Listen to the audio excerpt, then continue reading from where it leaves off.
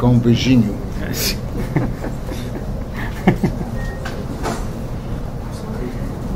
Tá. Já somos amigos há 30 anos. Não é? Boa tarde. Não, está.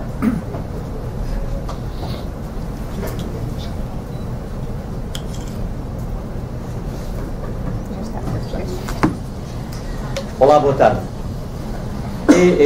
É um bocadinho estranho, mas ao mesmo tempo é consolador que nós nos juntemos aqui por causa de um livro de poemas. É o que eu acho, pelo menos. Mas estamos aqui todos, é de certeza porque a poesia convoca em nós qualquer coisa que é essencial.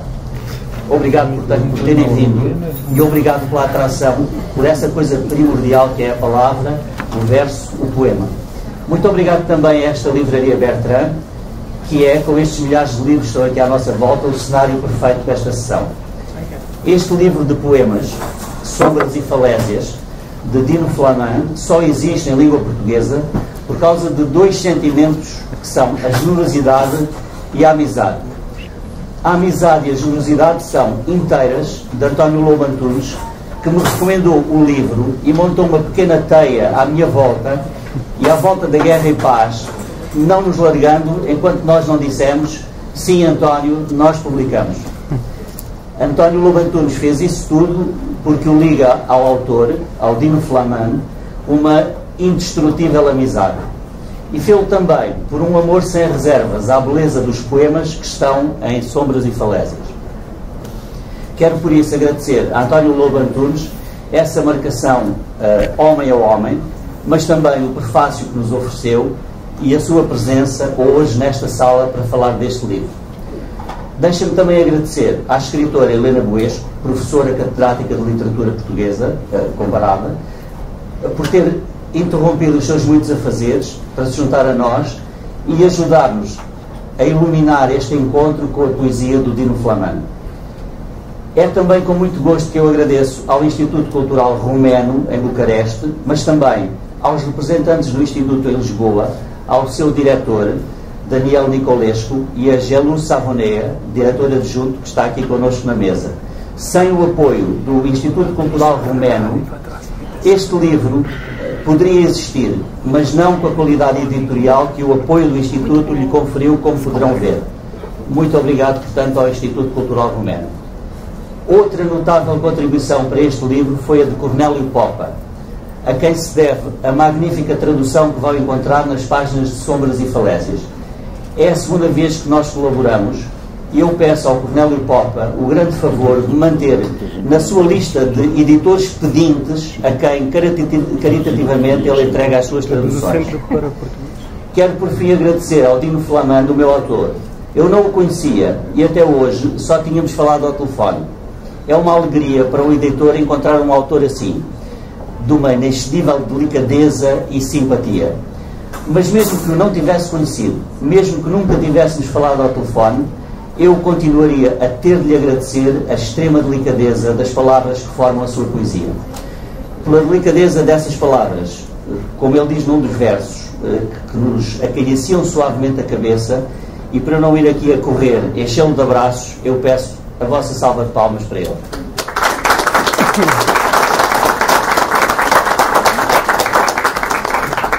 E passo a palavra ao diretor adjunto do Instituto Cultural Romeno, Gelu Savonea, do outro lado da mesa. Com licença. Obrigado. Eu queria só agradecer, claro, à Livraria Bertrand para ter recebido a nossa reunião hoje. Queria agradecer ao Dino Flamand, que é a origem desta honra oferecida ao Instituto Cultural Romeno de se associar a um evento. O evento não é só o nosso encontro esta noite, mas é a edição de um livro de grande literatura romena contemporânea em Portugal. Agradeço a amizade de Helena Buesco, agradeço ao tradutor, claro. Agradecemos todos ao António Lobo Antunes, que nos dá tanta honra. E agradeço sobretudo ao nosso amigo Manuel Fonseca, que fez tudo isso possível, que está a crer na literatura e na literatura romena.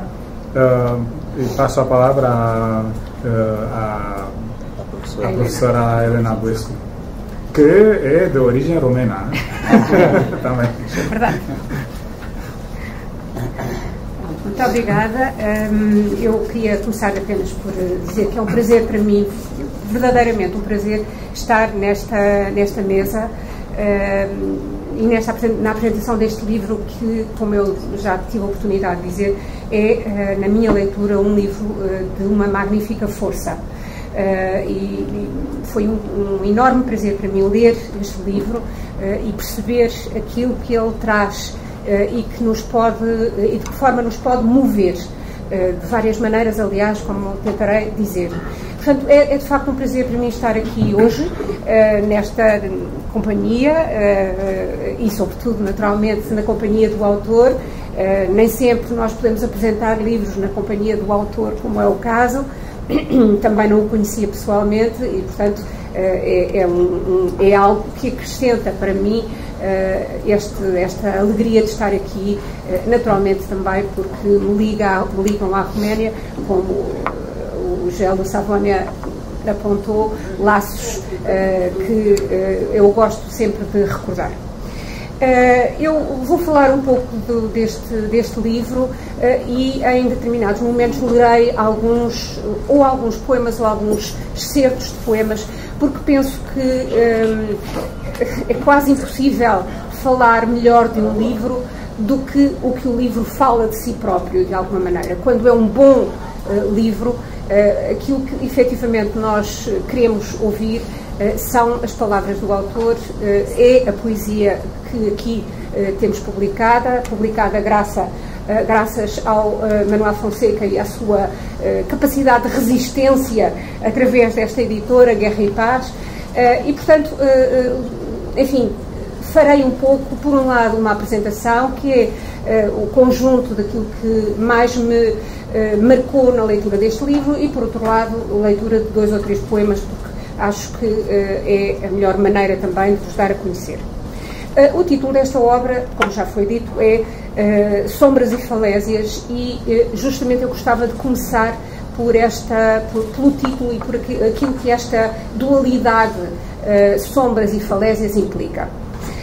Porque me parece que este título, desta maneira tão parcimoniosa, não é? Sombras e falésias, descreve de uma maneira que eu diria ser apenas substantiva. Não há aqui um predicado, não há um adjetivo, não há nenhum elemento que não seja apenas estes 2 nomes que se associam neste título.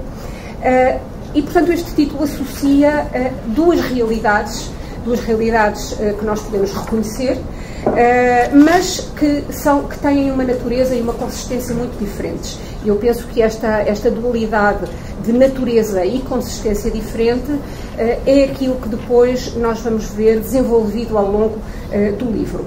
São, portanto, estes 2 polos que eu tentaria seguir nesta apresentação da grande poesia de Dino Flamand.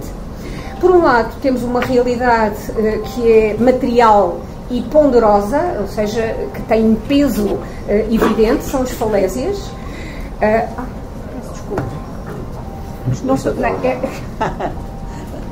Ele está desligado, mas é só para eu tomar um comprimido. Que é às 7. Pronto. E agora vou desligá-lo mesmo. Eu tenho medo que ele torne a tocar. Olha, fica aqui. Portanto, por um lado temos uma realidade que é material e ponderosa, que são as falésias, como eu disse. Por outro lado temos uma realidade imaterial e não capturável, que são as sombras.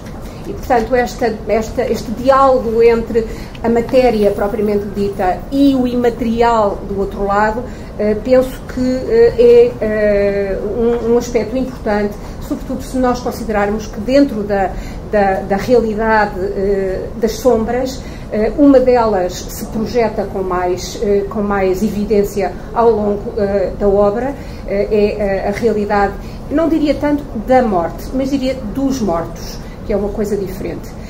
E em particular da mãe, que é referida justamente no livro. Esta dualidade, portanto, que eu não considero nem uma antinomia nem uma oposição, descreve também, e por isso eu comecei por ela, além do título, a substância poética e a substância temática da própria obra. E estrutura a sua composição com duas partes mais longas, justamente intituladas Sombras e Falésias, ou Falésias e Sombras, retomando, portanto, o título na composição do livro, a que se agregam outras duas partes mais curtas, uma pequena parte intermédia intitulada Poemas para Ulisses e, a fechar, uma outra intitulada Três Poemas Brasileiros, que têm a particularidade de serem também os únicos que têm um título, cada um deles tem o poema tem um título, não é? Enquanto todos os outros são poemas que não têm um título atribuído. Esta obra pode, assim dizer-se, que gira em torno daquilo a que o poeta chama, e cito, este esforço do incomunicável, ímpeto da extinção. Ou seja, aquilo que por um lado é impossível recusar e por outro lado também é impossível realizar. O incomunicável para o qual toda a comunicação tende. A comunicação tem esta dimensão paradoxal de tender para um limite, de ter de enfrentar esse limite e, portanto, ter de se enfrentar também com a sua própria extinção, não é? E é esta reflexão também que nós encontramos de uma maneira muito palpável e muito forte nesta obra. Vem deste ímpeto e também deste limite o diálogo constante com os meus mortos, com os lugares de outrora, com os caprichos do divino, em suma, com aquilo a que o autor chama o escândalo da morte. Não surpreende, por isso, perceber que muitos poemas se articulam precisamente por este diálogo, mais explícito ou mais surdo, mais implícito, em torno da presença, sempre imaterial, de alguém a quem o poeta se dirige. O tu que cresce, sinal de que o teu sol se põe, o vós que se interpela, em mim caís, meus mortos, enquanto planais fora do tempo. Ou mesmo o nós, que surge como aquele que simultaneamente se descreve e se interpela. E será a primeira citação que eu vou fazer. Não é o texto completo, mas é um excerto, enfim, significativo. Ao entardecer, li as más composições dos teus alunos sobre os invernos em Baragá. Líamos uns aos outros e amávamos-nos. Liam-nos uns e outros e odiavam-nos. Não entendiam como éramos, como eram, eram, eras, erad, eternidade, do frio procurado nas nossas bocas. Vinham os nuvens com sua luz parca e cobriam a feiura do mundo, e nós esperávamos. Este diálogo, portanto, como eu disse, que assume várias formas, é atravessado por uma intensidade do concreto que nada parece poder parar na sua diversidade. E dou apenas alguns exemplos quase ao acaso. O cão doente, os corvos, o trigo dos sacos, a raposa, os flocos de ferro, que são flocos de neve, as lâminas no vento, os ciprestes, os dentes de leão, o cavalo encurralado por lobos, o mel nos favos. Todas estas imagens mudas do real, e outras que eu aqui não referi, sublinham a sua dimensão simultaneamente concreta e também ameaçadora, mas também portadora de futuro no renovar das estações e do que elas trazem à tona. O que quer dizer que, se esta obra é, por um lado, um exercício de melancolia, não é um exercício de coincidência entre a melancolia e a nostalgia, mas algo mais que traz também futuro. Dou um segundo exemplo. Este é um poema completo. A luz continua a trabalhar sob a casca das frutas. Esse verde preto prepara o laranja. Da laranja, na profundidade de espinhos e zunzuns. O amadurecimento é uma decantação de hesitações que dão fruto durante o sono e caem do outro lado da vedação, onde não está ninguém. O outono envelhece por dentro. Os dentes de leão brotam na relva tardiamente crescida. Florescem com uma negligência suicida. Lá em cima, nas montanhas, as neves ficam à espreita. Do outro lado desta materialidade muito concreta, encontramos motivos como o voo das aves sobre o mar, as sombras, o fumo, a névoa, a alvorada, a noite, o pensamento, a luz, a escuridão. Ou seja, motivos do lado daquela imaterialidade que alargam a intensidade do concreto em direção ao mistério do pensamento e àquilo a que o poeta chama, a lembrar-nos, aliás, Jorge de Sena, o escândalo da morte, como eu disse há pouco. É da combinação de ambas estas forças, porque de forças ou mesmo pulsões se trata, que nasce, a meu ver, a poesia de Dino Flamand. Imageticamente poderosa, as imagens são fortíssimas, e ao mesmo tempo conceptualmente densa. Uma poesia que nunca nos aconchega no relato ou na descrição do fácil, mas pelo contrário nos emaranha em imagens, cuja intensidade nos inquieta, como só a grande poesia nos sabe e pode inquietar.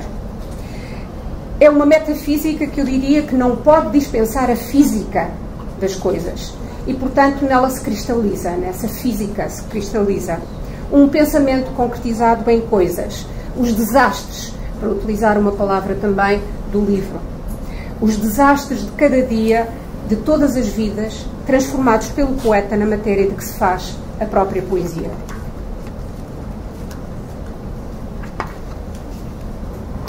Final de novembro. Batalha de ar entre a luz e a sombra, na linha que as contém. E a minha pele mantém-se junto do mundo exterior, com o sangue quente cá dentro, mas com as sensações de fora. A sombra da casa toca-me no ombro. O tempo enferruja em mim, na linha da sombra que sustenta o sul hesitante do ocaso, que se deita agora sobre o mar também. Isto quer dizer também o seguinte: refletir sobre o mundo e as coisas do mundo, todas as coisas e as substâncias de que ele é feito, é também aqui refletir sobre a própria poesia e o modo como a poesia tudo inclui, mesmo o imponderável, mesmo os mistérios da vida e da morte. Esta poesia, além de repousar, às vezes brutalmente, sobre as matérias e imagens do mundo, eu bem sabia. Esta poesia, além de repousar, às vezes brutalmente, sobre as matérias e imagens do mundo, muito ao modo de Cesário Verde, que várias vezes aqui me apareceu, com os seus cães que amareladamente parecem lobos. É um diálogo entre Cesário Verde e Dino Flamand, enfim, seria realmente muito, muito interessante, porque, enfim, já é o meu pendor comparatista, mas realmente está a pedir, por assim dizer. E, portanto, esta poesia é também uma meditação introspectiva sobre a linguagem humana e a sua potencialidade, de infinito plasmada no dizer poético. É este também, a meu ver, o sentido mais fundo dos 5 poemas incluídos na parte intitulada Ulisses. Ele que foi não apenas o herói homérico, mas também um dos epítomos da astúcia e da linguagem humanas. O cavalo de Troia, o seu desafio aos deuses para, sem sucesso, e cito, lhes roubar o segredo da eternidade. Esta será a minha última leitura.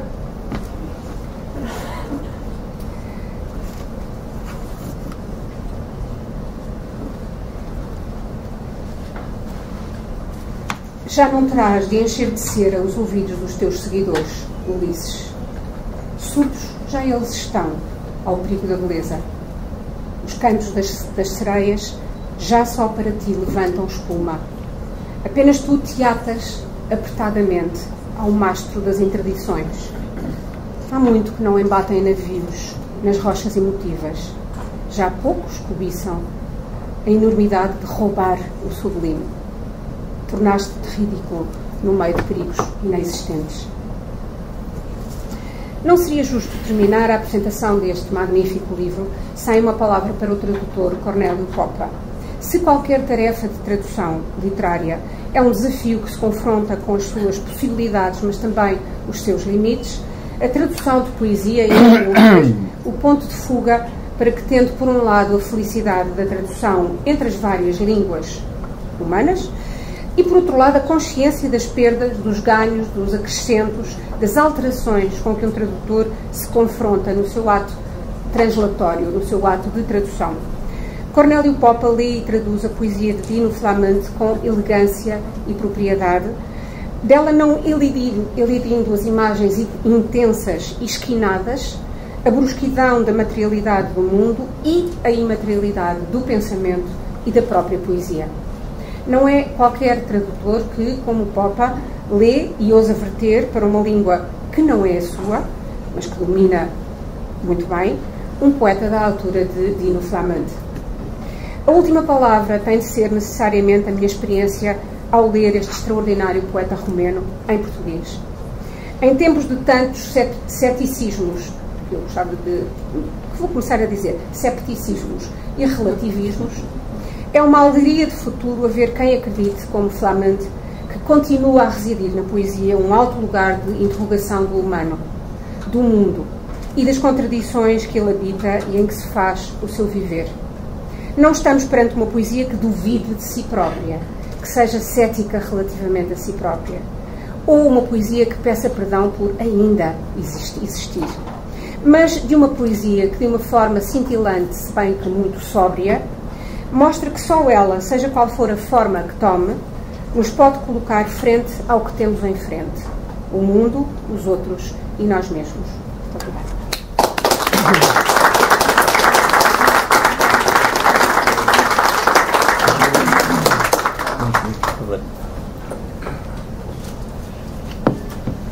Isto foi a abertura. O mar pintou as rochas negras no flor.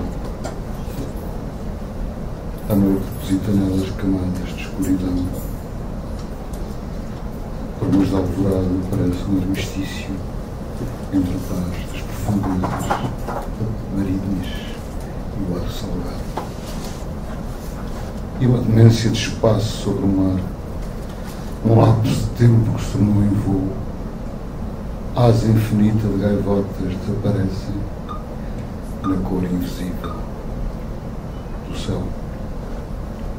Tenho a sensação de que os meus pulmões se esqueceram de bombear nesta paisagem com pedras anfíbias.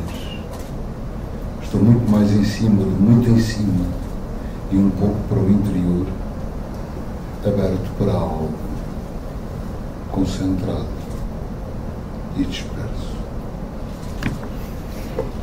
Um poema magnífico. Eu conheci o Dino Flamante há muito tempo, uma coisa completamente inesperada. Havia nessa época, não sei se ainda há, uns encontros literários muito famosos em Lahti, na Finlândia, em que normalmente convidavam um escritor por cada país, exceto a delegação soviética, isto era no princípio dos anos 80, e que trazia uma quantidade de pessoas, juntamente com guardas, e ao contrário de nós, que ficávamos dois em cada bangalô. Eu, por exemplo, estava com um ensaísta uruguaio, lembras-te de um homem enorme de barba? Havia 2 quartos, uma sala, uma casa de banho, e um dia entro na casa de banho, que era comum para os dois, e estava ele com o meu shampoo, um homem enorme, em pé, a tomar duche e a esfregar o meu shampoo e o meu frasco de shampoo nos pelos públicos. Eu disse: olá, isso é meu. Pensava que fosse para toda a gente. Ir ao comunismo. Ir ao comunismo. Ele era uruguaio. Sim, uruguaio, por que não? Uruguaio. Depois dessa noite horrível em que o homem usou o meu shampoo nas suas intimidades, aquilo começou, estava um verão maravilhoso, cheio de calor. Isto era no campo, estávamos sentados na relva e muitos escritores, um por cada país. Pela França também estava o Claude Simon, depois ganhou o Nobel até. Sim. Estava uma série deles. O Salman Rushdie, que era péssimo, dava muita sarrafada a jogar a bola à noite. Eu não gostava nem dos livros nem dele, e não gosto. E uma data deles. Bom. E Michel Buteau. sim, muitos. Sim. No meio disto, os escritores soviéticos, que era uma delegação grande, começam a falar sobre o realismo socialista, a necessidade. As únicas pessoas que, para o meu grande espanto, que se opuseram a isso foi um romancista da então Jugoslávia. Como é que ele se chamava? O seu amigo de Aqueles óculos escuros para um chulo. Görk. Não me lembro. E este homem que eu não conhecia de parte nenhuma, ele tinha 20 e tal anos, eu tinha 30, éramos miúdos. E eu fiquei muito espantado e com medo por ele estar a tomar atitudes tão corajosas diante dos soviéticos, que enfim, que na altura comandavam todo o leste da Europa. Isso fez com que nós nos aproximássemos a pouco e pouco, fomos tornando cada vez mais amigos. Eu estava lá porque o primeiro livro que lá tinha saído estava a fazer muito sucesso, e então o editor tomava sempre conta de mim, andava sempre à coca. Nós à noite íamos para as discotecas para tentar melhorar as relações latinas com a Finlândia e estávamos a conseguir bem até. E aparece a minha editora, recordas-te dessa cena? Sim. Entra a discoteca dentro, disparada, estava eu a falar com uma rapariga finlandesa, evidentemente literatura, filosofia, etc. E ela agarra no braço da rapariga e mandou-a sair da discoteca. Recordas-te disto? Sim. Fiquei escandalizadíssimo, ainda por cima ela era tão gira. E a partir daí só me queria vir embora, porque realmente a editora não me deixava pôr o pé em ramo verde. E a partir daí nós ficámos amigos, íamos correspondendo. E ele queria sair da Roménia. Não é? Eu ainda hoje me espanta que ele não tenha sofrido nada com a atitude que tomou diante dos escritores do mundo inteiro. Era muita gente, aquilo, era um relevado enorme, cheio de gente. Depois sol às 2 da manhã, sol às 3 da manhã, sol às 4 da manhã. Havia assim um bocadinho de cinzento durante 2 horas, mais nada. O resto era sol, sol, sol. Provocava uma excitação dos sentidos espantosa, recordas-te? Sim. E bom, foi assim. E ele queria sair de lá, estava a ser muito difícil. Até que, por fim, por várias aventuras rocambolescas, aparece em Portugal e ficou a viver comigo durante uma série de tempo. E, entretanto, eu tinha começado a ser traduzido na Roménia pela Micaela, não era? Sim. Pela Micaela Gitesco. E o Dino ficou até que uma altura desapareceu e eu soube que tinha ido para Paris trabalhar para a Radio France. E deixámos-nos ver. Passaram-se uns anos e eu estava no salão do livro quando de repente começa a ouvir uma voz: Irmã sauve la vie, irmã sauve la vie. Lembras-te disto? É verdade. E eu não via quem era. Não se via, era muita gente. Irmã sauve la vie, com um bocadinho de sotaque no francês. E aparece-me este urso da Caucásia. Tu étais en dialogue avec Jacques d'Ormesson, tu étais en dialogue avec d'Ormesson. Braços abertos. E aí a nossa amizade voltou. Eu não sabia o que era feito do Dino. Voltámos a estar juntos, depois fui recebendo os livros dele e a poesia dele, que eu gostava muito. E depois fui à Roménia para receber o prémio Ovídio. Ovídio, sim. Em Constança, a cidade do Ovídio, onde lá está a estátua do Ovídio, lá está aquilo tudo. E era aquilo organizado pela União de Escritores Romena, que era muito ativa, presidida pelo Eugênio Ricardo. E havia poetas do mundo inteiro que à noite diziam poesia, era tão agradável aquilo. Depois voltei mais umas vezes, sempre por causa do doutoramento honoris causa. Estou cheio de túnicas por tua causa. E, para te ver, no fundo, foi eu queria estar com ele. Hã? Uma boa causa. Foi em Constança, foi... Cluj. E a última vez foi em Cluj. Cluj é a capital da Transilvânia, onde o Dino nasceu. É de uma beleza incomparável. Incomparável. Tem ursos, tem veados, tem... É espantoso.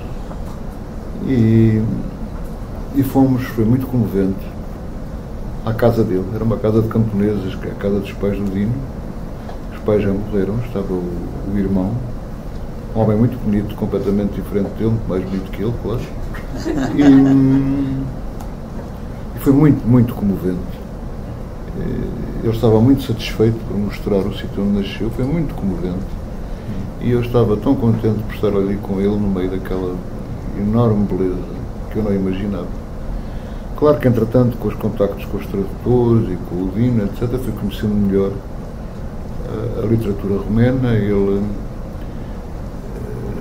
acho que eu comprei o Eminesco, ou foi ele que me deu, o poeta nacional, o grande poeta romeno do século XIX, que morreu tão novo, e outros poetas muito bons. Bom, e assim tem sido. Depois ele voltou para Paris, depois desse tempo em que estivemos juntos, que ainda foi bastante longo, relativamente longo. E agora está na Roménia outra vez. Havia uma coisa que sempre me impressionou lá durante a ditadura e depois. Era o horrível sofrimento do povo romeno e a dignidade com que eles viviam aquela ditadura. E uma frase que eles diziam que me tocou imenso, que era: haverá vida antes da morte. Não era depois da morte. Será possível a vida antes da morte? A ditadura era feroz, uma violência, de uma crueldade inimaginável. Deve ter lembado um ano em que estava lá, estávamos lá com o Amuzós. O Amuzós é um escritor israelita, meu amigo dele.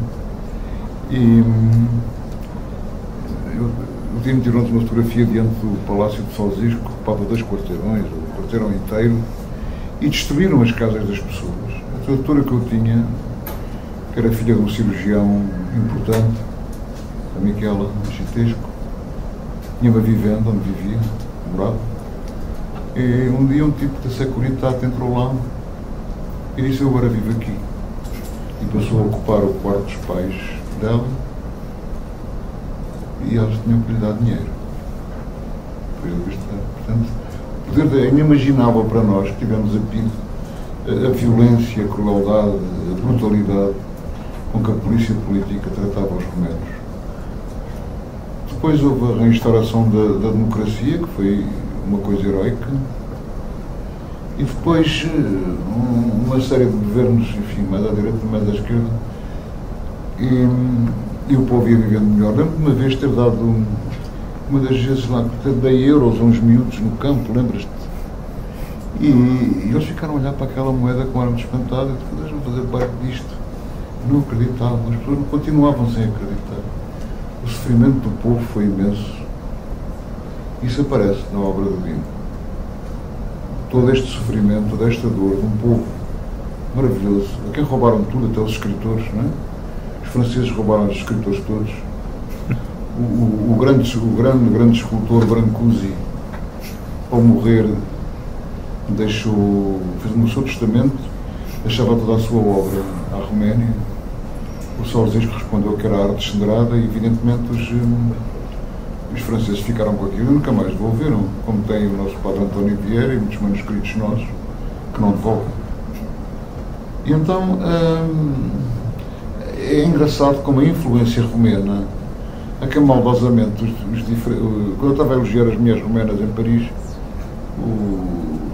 um escritor que lá estava disse-me: sabe como é que a gente lhe chama aqui em França? Les grandes horizontales, as grandes horizontais. E lembro-me do Eugênio, que era o presidente da Associação de Escritores, me dizer: as romenas parecem putas, mas não são putas, porque as pessoas se arranjavam muito mais, não havia cabeleireiros, não havia nada disso, pintavam o cabelo em casa, arranjavam os vestidos.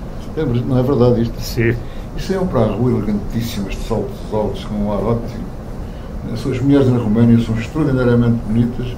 Aconselho, se houver por aí algum heterossexual a ir lá, porque de facto é muito, muito, muito agradável.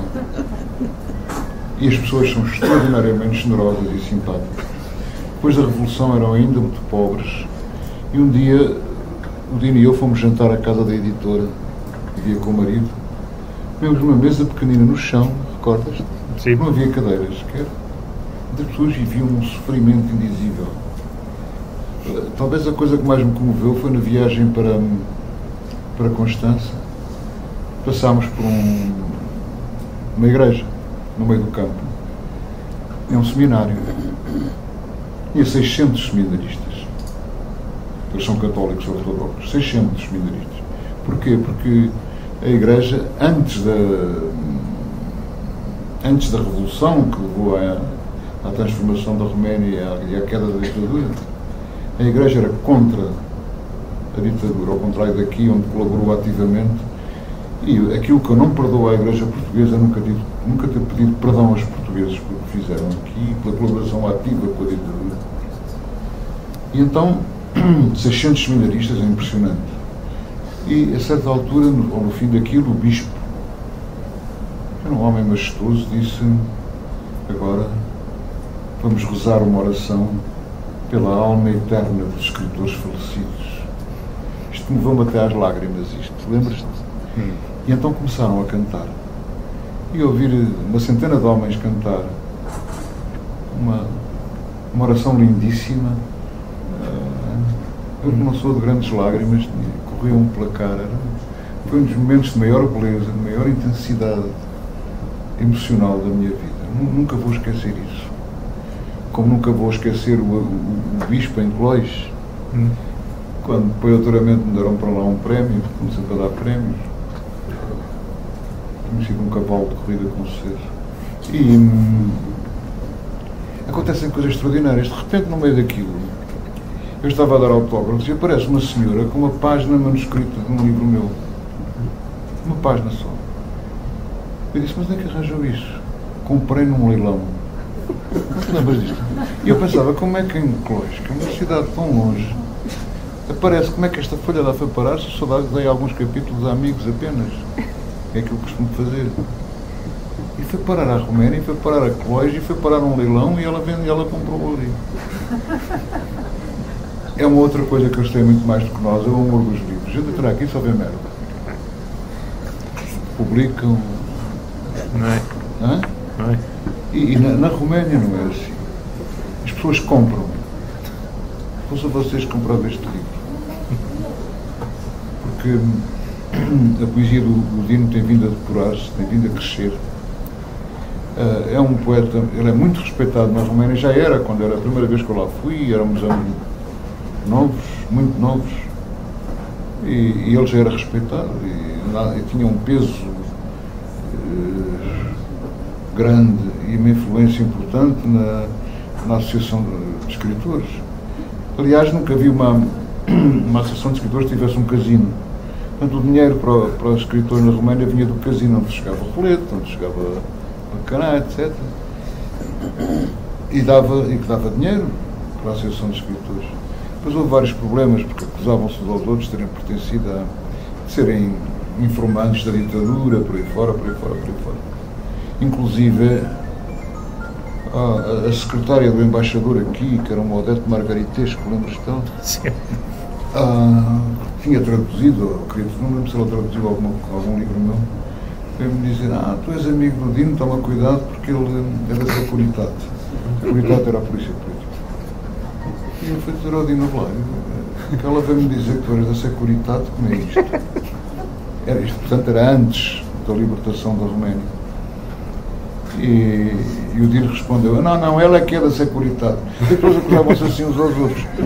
E se por acaso falassem com o estrangeiro, era obrigatório comunicar à polícia, era obrigatório era a polícia dizer que tinham falado com o estrangeiro, que tinham falado com... A posição do Dino, mesmo sob a ditadura, isto para mim é muito importante, foi sempre uma extrema coragem e de uma grande distância em relação ao poder. Isto não era frequente porque era difícil para os escritores publicarem, serem publicados, serem lidos, se estivessem em desacordo com a política oficial. Portanto, ele não é apenas um poeta, foi um resistente, um homem de grande coragem física, e vemos algumas aventuras extraordinárias na Roménia, que é um país maravilhoso, e as pessoas são maravilhosas, com nomes iguais aos nossos, Manuela, etc. Tantos nomes próprios, tantos são iguais aos nossos, que nós podemos compreender. A gente que ler Eminesco com atenção compreende. Não compreendemos as palavras todas, é evidente, pois há uma parte eslava também na língua. E era, segundo o Amos, era a mistura do eslavo com o latino que fazia a beleza dos romanos. Das mulheres, é um povo bonito, dos homens, etc. Vestidos de muito pobremente durante a ditadura e mesmo depois. A vida não foi fácil depois. E ao mesmo tempo, eles ficaram tão contentes de eu ser português. Diziam, nós somos os dois extremos da latinidade. E os dois extremos da latinidade tocam-se. Foram sempre de um imenso carinho para mim e para os outros portugueses que conheci. Sempre fomos sempre tratados, sempre me senti tratado como irmão. E a nossa amizade foi crescendo e tenho muito orgulho em ser amigo de um grande poeta romeno, maravilhosamente traduzido, como no Europa. A tradução é magnífica, porque esta poesia, aparentemente simples, é muito difícil traduzir sem que ela perca a alma, sem que ela fique reduzida a um esqueleto de palavras. Para traduzir poesia é muito difícil, é impossível. E esta tradução de Cornélio Pop é uma das traduções mais maravilhosas que eu já li de poesia. É uma tradução magnífica.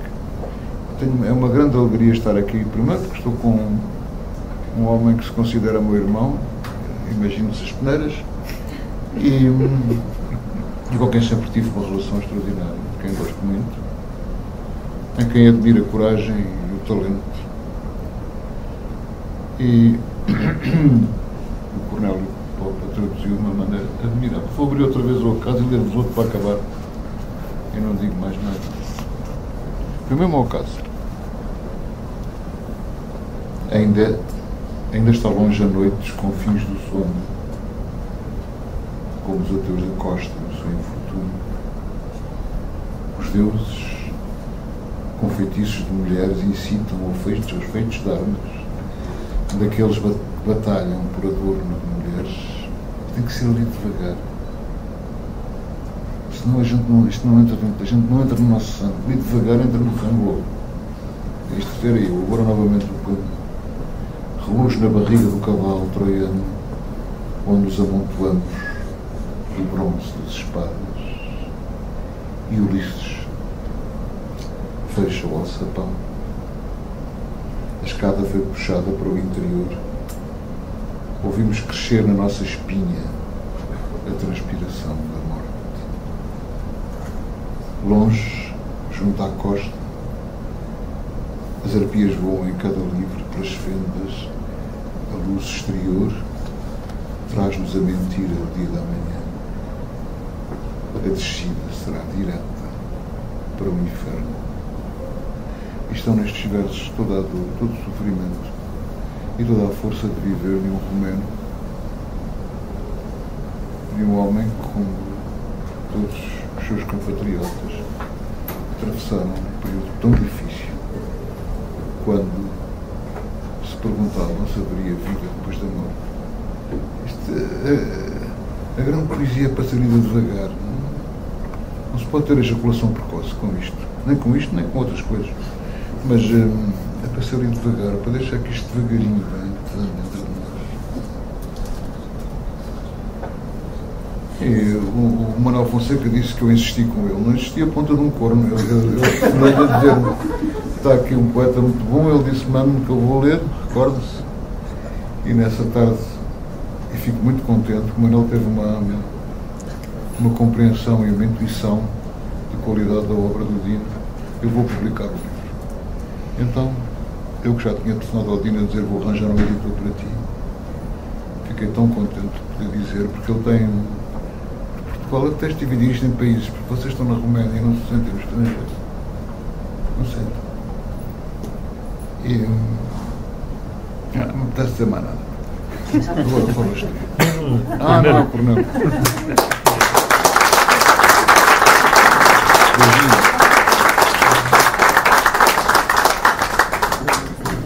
Quase que também não apetece dizer mais nada, não é? Cada vez que recebo um novo projeto de tradução é como se alguém da família ou uns amigos me deixassem os filhos em casa enquanto os pais vão de férias, com a obrigação de eu devolvê-los em bom estado. Portanto, o que tem aqui é o filho do Dino Flamande, que passou umas férias em Portugal em Queluz e decidiu ficar cá. Obrigado ao Dino por me ter contactado e por termos criado esta relação e me ter dado a honra de traduzir o livro e o prazer. Obrigado à generosidade de António Lobo Antunes, que para mim é... Pronto, deixa-me sem palavras, não consigo dizer mais nada. E obrigado também à Guerra e Paz, ao Manuel Fonseca, que abraçaram este projeto desde a primeira leitura do primeiro poema, e também ao Instituto Cultural Romeno, que sempre apoia a edição de livros romenos e de autores romenos em Portugal. E obrigado a vocês todos que estão aqui connosco hoje.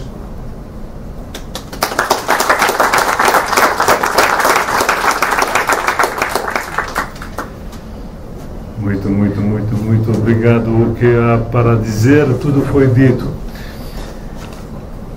Eu não falo português. Eu me contento de ler as grandes autoras portuguesas para ser multilingüe romano, em língua romana. Eu sou um poliglote de língua romana. Para quê? É preciso ser poliglote, multilínguas na sua língua materna para traduzir a grande literatura. António Lobo Antunes, muito diferente, um autor muito denso, muito denso. Eu trabalho para traduzir António Lobo Antunes, para traduzir Fernando Pessoa. Eu sou contente de receber este dono, grande dono que é a literatura, a poesia, a grande literatura portuguesa. Nunca foi uma língua falada o meu português, sempre foi uma língua de leitura. Obrigado para a Guerra e Paz, para a sua compreensão. Muito obrigado para a senhora Boesco. O seu nome, um nome de referência para todos que amam a literatura portuguesa, esta grande cultura portuguesa da România. O seu pai e você também são duas referências, grandes referências para nós, para a Romênia. Muito obrigado, irmão. Muito obrigado. Cornélio, para a caridade da tua tradução. É a primeira vez que este exigente leitor de poesia que António Lobo Antunes aplaudiu, sem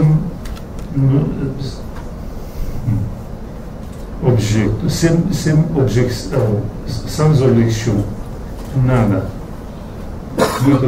Muito obrigado ao Instituto Cultural Romeno. É para você. Eu sei porque eu amo esta terra. Muito obrigado.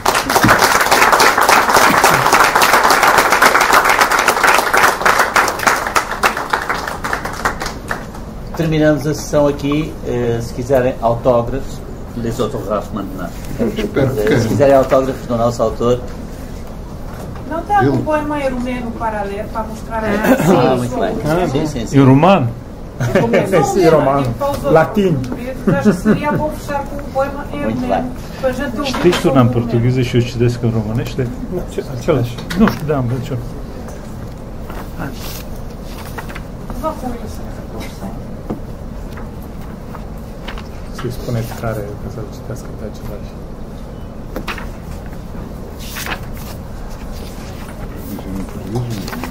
Ele em romeno e eu em português.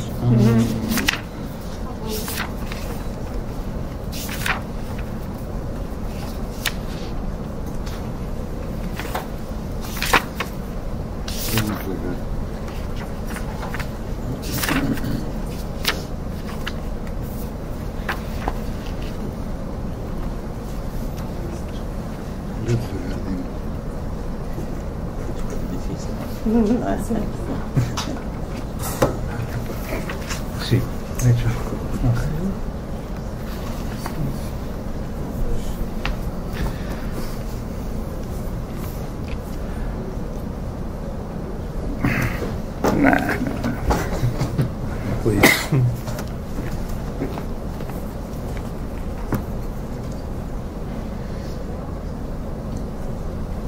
Tăcerea lățoasă, bătrânețea acestei singurătăți fumegând ca lâna pe oaia rămasă în ploaie, ține de cald sufletului umedă la atingere.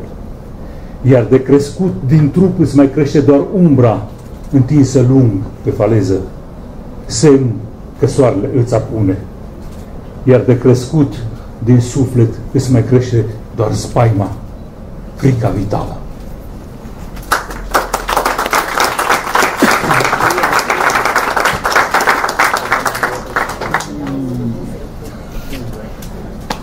Silenciosa, desengrenhada, a velhice desta solidão, fumegando como a lã da ovelha deixada à chuva. Mantém quente a alma, úmida ao tocar, e do teu corpo já só cresce a sombra estendida ao longo da falésia, sinal de que o teu sol se põe, e da tua alma já só cresce o medo, o pavor vital.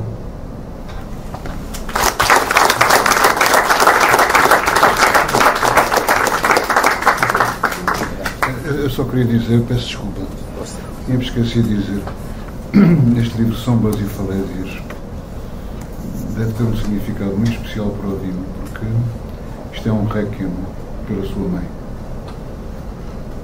A mãe tinha morrido. A mãe que eu já não conheci quando fomos à vossa casa, perto de Clóris.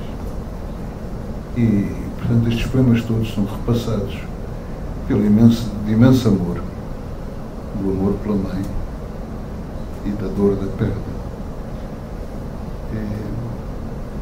Tem que ser lidos também com esse sentido, porque aí os poemas ganham muito mais sentido. A gente perceber que são os poemas de uma grande dor, que ao mesmo tempo, paradoxalmente, é repassada por uma grande alegria. Quer dizer, há um bonheur d'écrire, uma felicidade de escrita, ou tratar de um tema que lhe dói muito ainda hoje, certamente. Isto não é claro, não há um prefácio que explique isto. Agora, isto é um réquiem e a mãe dele está com certeza muito contente, porque não conheço nenhum réquiem tão bonito pela mãe. Comprei o livro. Agora vou fazer aqui assim.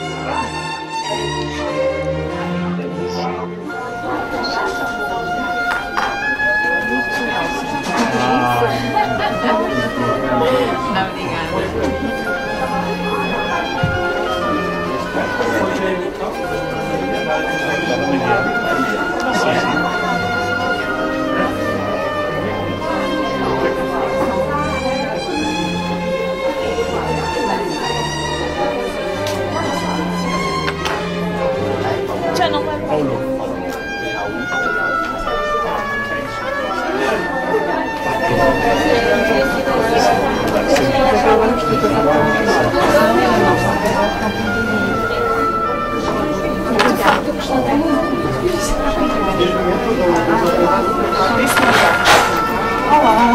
parabéns.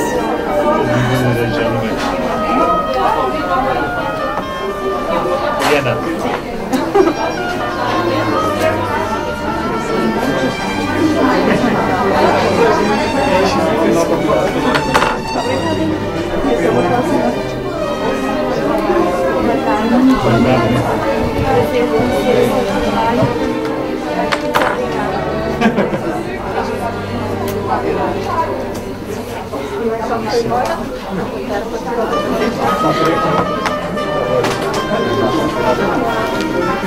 Também com mais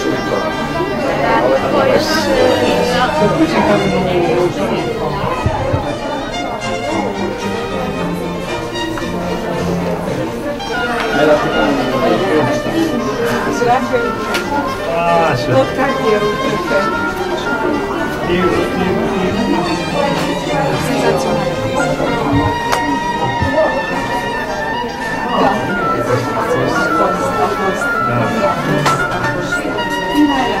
Ja, je weet dat. Dat was je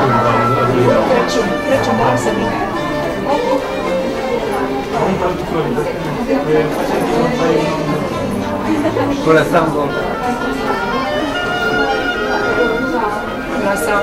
fora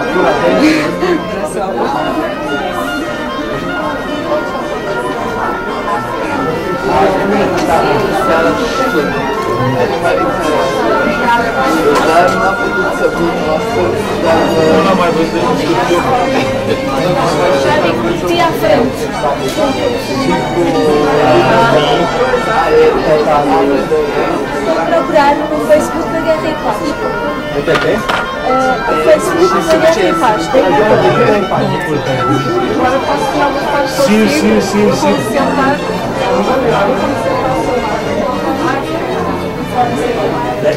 O seu nome é aqui. Muito obrigado pelos parabéns pelo seu trabalho. Espero que goste. Neusa? Aires. Agora vamos olhar o seu bem. Esta excelente fotógrafa Mais ou menos, é melhor. Tânia, não estás muito perto. Eu pus para trás o jogar. Espera aí, para ser melhor.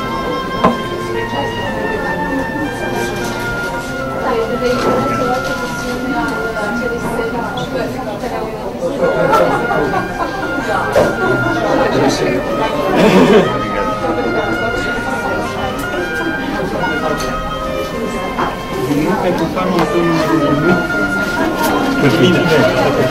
Traga, Cornélia.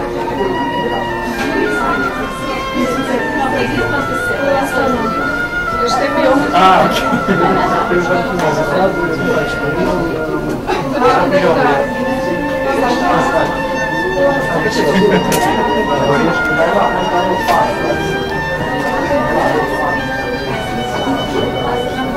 Atenção que eu estou a filmar.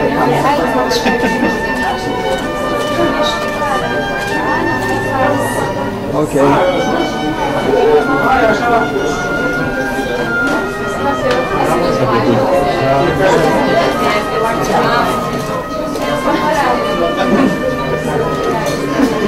Este aqui é fotógrafo. Dá-se partilhar por cada vez. E aí está a dar muito e até por uma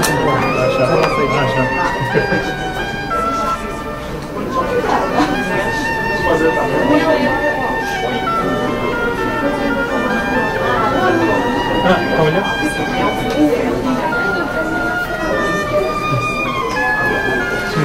Pentru Rita, așa că Cine e românește? nu e portughez. Deci parla Rita. Ești, nu? Sombra se faleze. Esse.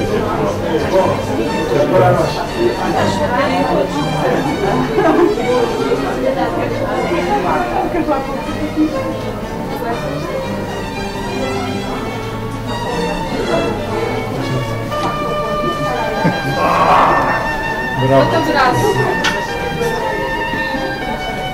Dar să știi că era că se întâlnesc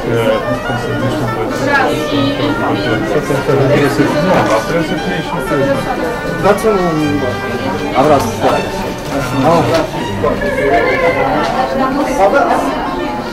Îmbrățișează. Asta e un meu și asta e un meu și hârtia ta. Așa, spuneți-mi aici cum am răspuns.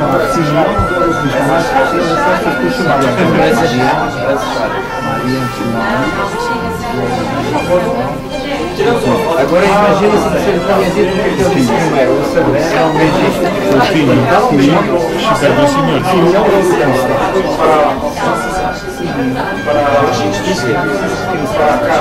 Vă scriu la mine.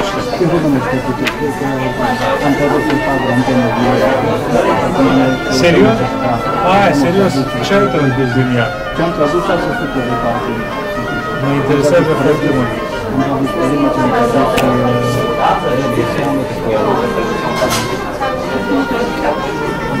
Pun Maria tu aici. Maria João. Imposibil. Așa. Și lui. Cine?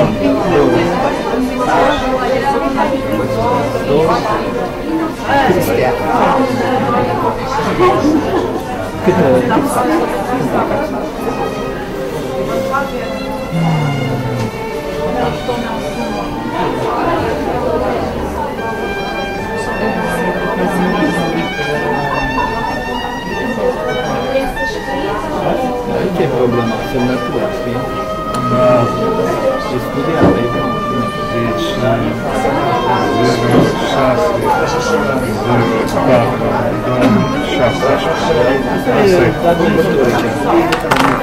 foarte mult, mulțumesc.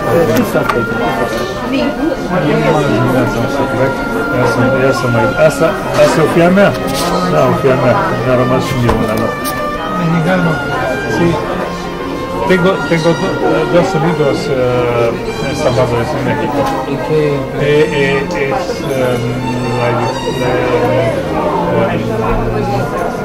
Valparaíso, de México, con Dani Calderón. Sí, con Dani Calderón. Sí, es abbastanza reciente. El libro se llama El flujo intermediario, traducido para humana. El árbol es lo mismo de sombras y rompeolas. En rompeolas era inițiativa editoare care nu vrea să pună palezias și deci a apărut la Universitatea Nueva de León. E o colecție enormă de los tigres. Și eu sunt al 6, da, e o colecție formidabilă, e o colecție de 2000 de exemplare. Sí, la Universidad de Corea. Sí. Aici se întâlnesc doi traducători al lui Pistua. Ah, și... Usted también hago traducțiune și. Sunt al 6-lea volum, acum vă scoate o antologie de Tesoro Economic, peste 2 luni apare, este deja predată, sunt 500 de titluri. Am găsit un titlu Vecin cu viața. Îți place? Te gustă? Te gustă? Mult. Ce n-am spune de viața ta? Sí. No, de la familia. ¿Eres poeta de tiempo completo? ¿De tiempo completo, poeta? Sí, creo que sí. Nu fac doar poezie. Mă preguntă metaforă. Da,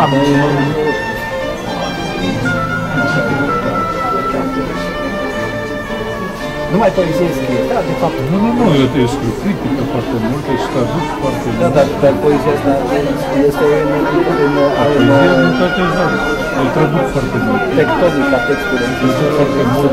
Am tradus Dumont, am tradus Vincent Moraes, am tradus Neruda, se c'è un'antologia di Neruda romanesca, l'hanno tradotto per Gamoneda, sempre l'unico, sì, tres libros, el libro de Frío, Abdel las Pérdidas, su segundo libro es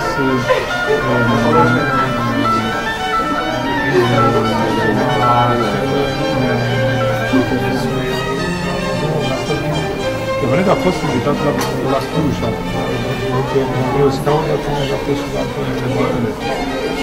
siamo tradussi perché poesia perché poesia perché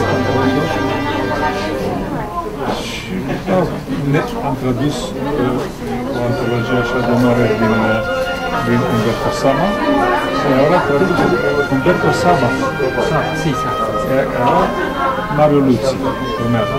Quanto tempo vas stare aqui em Lisboa? Em Lisboa, março. O que queres tomar algo? Sim. Ce face aici? Ce poate da timp complet.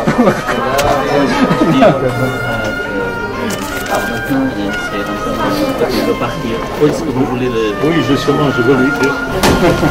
Mas venha cá, Marco.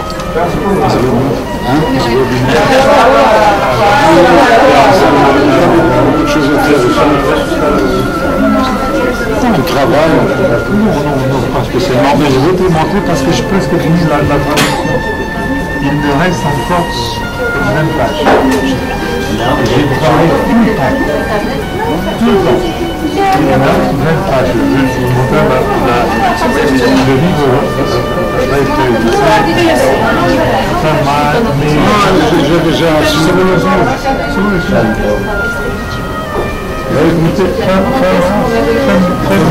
les romans de Besson.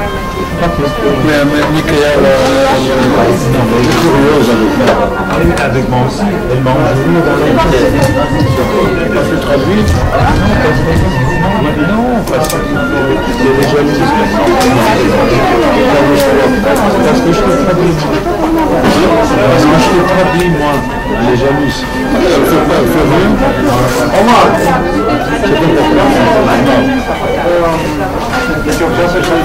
Já falou com o Dino? Quem tem o número de telefone?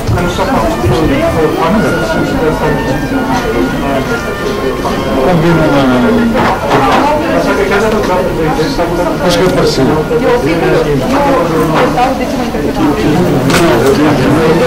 Não arranja mais jornais para dar entrevistas. Também é isso que a campanha. Já ontem saiu. Sim, ontem já saiu. E tem mais. Teve a Joana, hoje saiu no público uma coisa só uma nova. Na RTP, no coisa também da RTP também apareceu, no Correio da Manhã, no Destaque, no Sol, já saiu muita coisa, já saiu hoje, saiu muita coisa. Mas vai sair mais. É mais um património.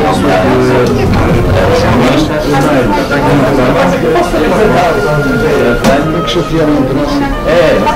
Trabalho. Estava na antiga jornalista. Tem que chatear a imprensa. Não há imprensa. O problema não há imprensa. Televisão, pela mão. Passava o Luís. Vai contar uma conta no plano.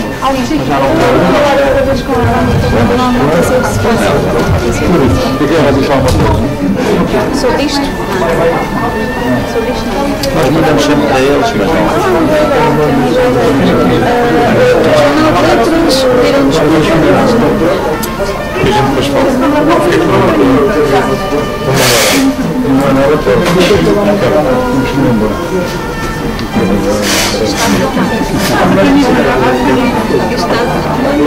mas também não tem até estas merdas, é uma pena. Em todo mundo assim. Todas as coisas podem existir. É preciso é que exista a literatura também. Mas é isso. Pois é,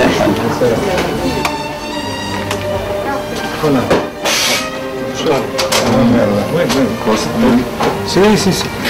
Então, quando havia férias, estamos almoçando. Dimanche, après. Une heure, ça te va? 13 heures. Dimanche, oui, bien sûr.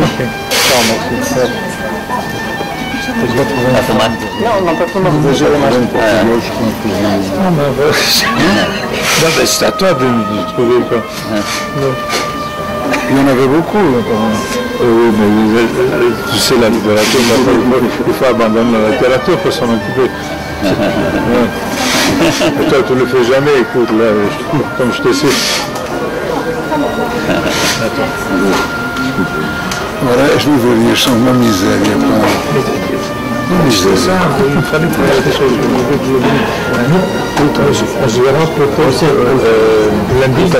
Lundi, ça me semble bien souillé. Est-ce qu'on peut... Je vous invite à... Achas que eu Moi, c'est bien. J'ai eu votre numéro de téléphone. Justement, moi aussi, Spécifiquement pour ce livre.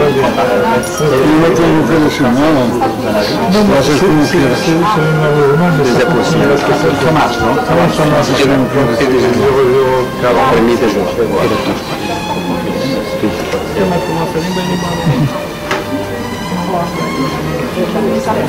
Obrigada por ser um maravilhoso embaixador da Romania.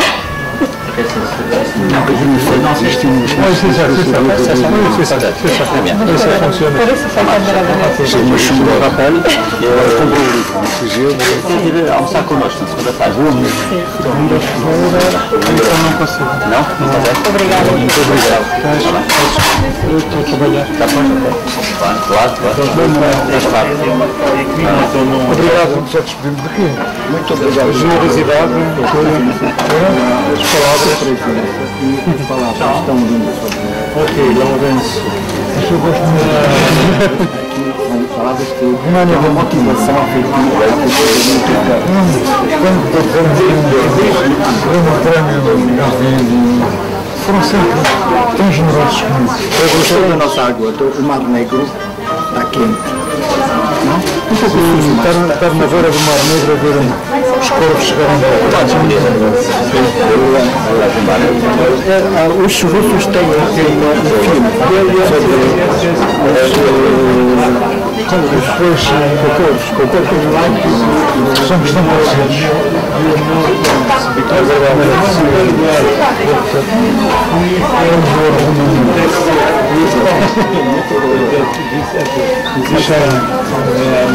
Muito obrigado. Parabéns. I like your proposal.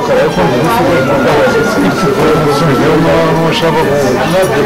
E era achando que Tem muito talento. Fica muito feliz. obrigado. Isso em inglês era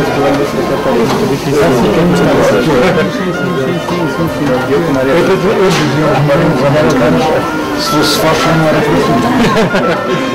Mas traduzia muita poesia. Sempre para português. Mudei da cor, era grandes poemas.